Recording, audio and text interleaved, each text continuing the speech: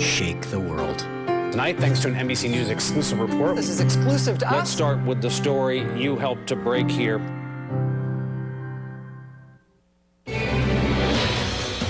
Now, here's the issue that I really feel strongly about with this informant, if there is one.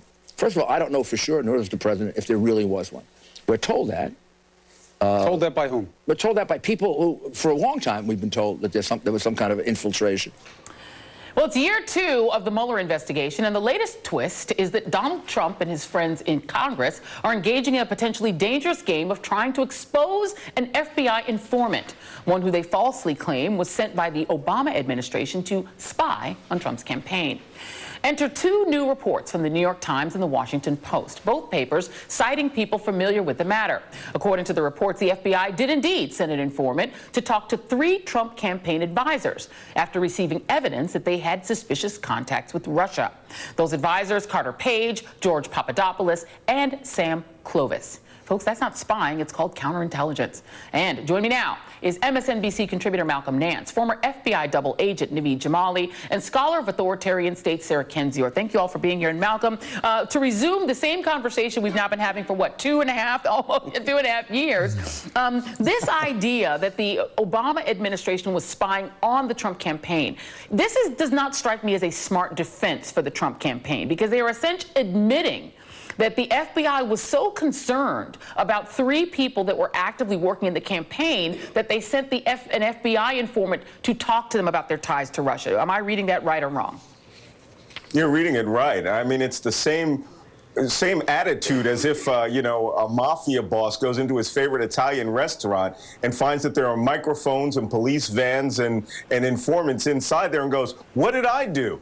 Well, what you did was the very nature of your criminal enterprise. For us to wake up and find that the FBI was so concerned, as we predicted 2 years ago almost, and that they had to go in there and found people within the campaign or near the campaign who were willing to come to the FBI and act as an informant, tells you that there is an underlying basis of criminality happening here that is real. And pretending that it's not is not going to get them out of the hole that they're in. And Naveed, there's been this whole debate that's going on Twitter. A former FBI agent who works with another network, who's a contributor there, has been trying to school members, defenders of Donald Trump, and saying, no, the FBI didn't even have to believe that there was some criminal activity. They just had to believe that there was a reason to go in from a counterintelligence point of view. Having been a double agent and worked with the FBI, why would the FBI send somebody into a campaign like this to talk to someone? Do they have to believe that, a robbery was about to take place or a crime was going to take place, or what other reason would they do it? Well, that's exactly right. It's a counterintelligence operation, the outcome of which is to stop a foreign adversary from successfully running an operation, intelligence operations. You're not necessarily looking for criminal activity, you're not necessarily looking to prosecute someone.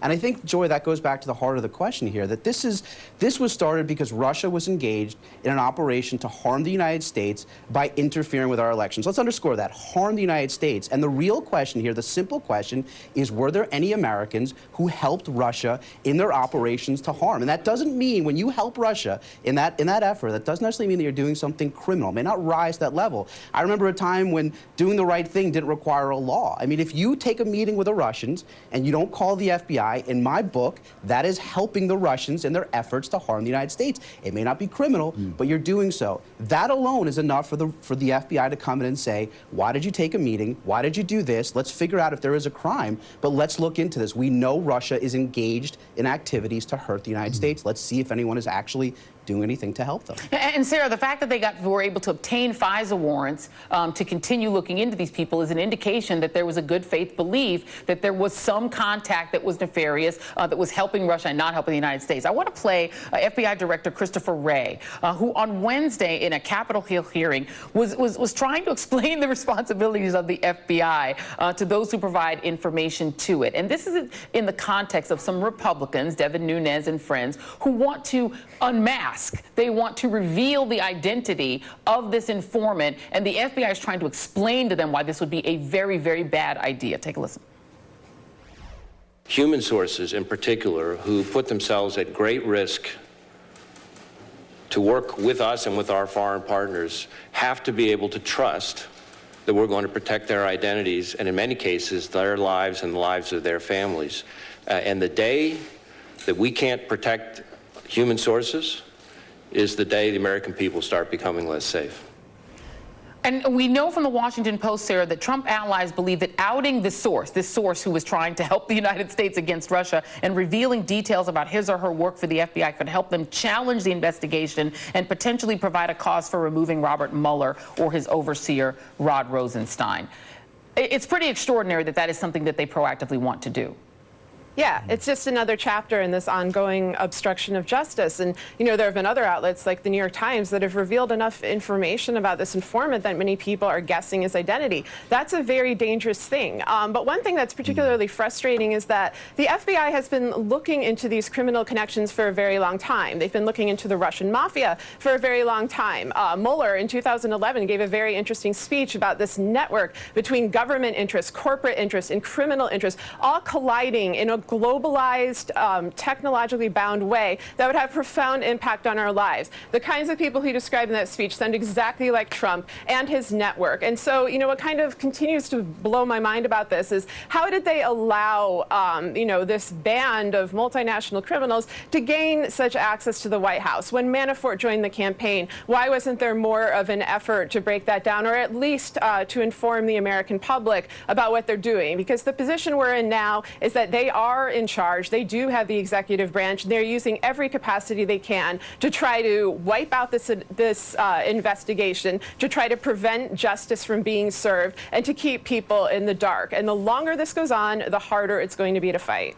And you have now, and I want to first ask Malcolm and then Naveed, since Naveed, you also did this work, but I'm going to start with Malcolm on this. You now have open speculation on the right among Trump allies about who this informant might be, and really trying to reveal this person's identity. Obviously, the reason that Devin Nunes and his committee want this information is so they can, you know, reveal it, give it to Fox News, give it to their allies. I mean, have you ever heard of, in the course of your career working in the intelligence world, politicians actively trying to reveal, well, other than Valerie Plame being thrown under the bus during the Bush administration, trying to actively reveal the identity of somebody who could be put in harm's way by that revelation?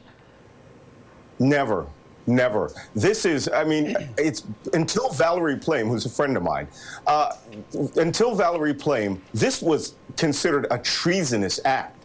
No one would ever out a clandestine service officer, an agent who was being handled, an FBI confidential informant, for political purposes. And it needs to go back to that, because this is dangerous, not just to democracy, but to our national security. This could kill Americans. And for them to actually believe that the political expedience is worth outing these people, they will harm this nation in the long run. And, you know, Naveed, as somebody who did this work as a double agent, could you ever, in your wildest imagination, have imagined that one of the risks you were taking was that you would run afoul politically of some political party, and that members of that party would then seek to reveal your identity merely to protect a fellow member of their party? It's crazy. I mean, it is crazy. It's shocking.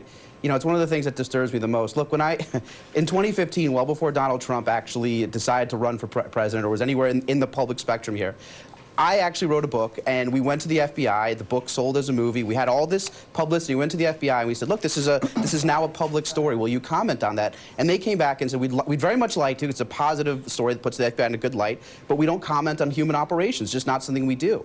And that is something they take very, very seriously, because it has ramifications beyond just you.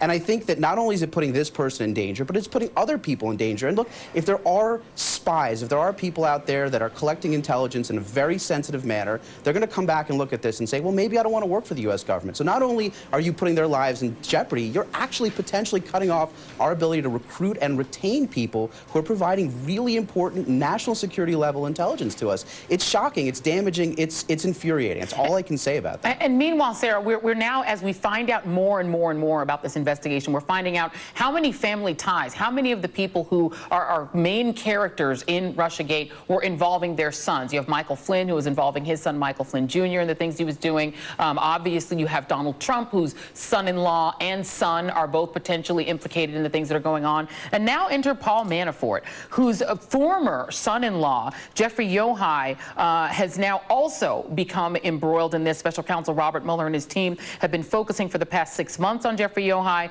Manafort's partner in 4 California property deals that failed him or placed in bankruptcy. Nothing, and that's from NBC News, no direct ties being made between him and Russiagate as of now, but it certainly seems as like a way to squeeze Paul Manafort for information. It might be. I'm not sure how concerned Paul Manafort is about his family and whether that actually provides any leverage, but Yohai could potentially provide information. One thing that is notable, though, is this prevalence of nepotism, because you see this in autocracies and you see this, of course, in mafia crime families, where people will rely only on blood relatives, only on kin, because those are the networks you can trust. Those are vessels to funnel money. You can have conveniently timed marriages and divorces to try to work around the court system. And what is, more alarming, than Yohai, again, is the presence of Kushner in this administration and his transactions and his deals, and Ivanka, and the fact that they are able to exert this level of influence over not just the U.S. but other countries solely for their personal benefit and solely to protect the Trump family from any kind of consequences. And so, that is emblematic of a very corrupt system. Yeah, and there are plenty of countries in the world where governing is a family business and a lucrative one for the people who do it. We're just not used to it being the United States being one of those countries. Malcolm, Naveed, and Sarah will all three be back in our next hour. And coming up in our next hour, another school shooting is putting the gun debate back on page 1, and why impeachment may be the biggest issue this fall. More AM Joe after the break. If you use some of these moves way too often, then you might have a common condition called dry mouth, which can be brought on by many things, like medication and medical conditions. Biotine provides immediate, long-lasting relief from dry mouth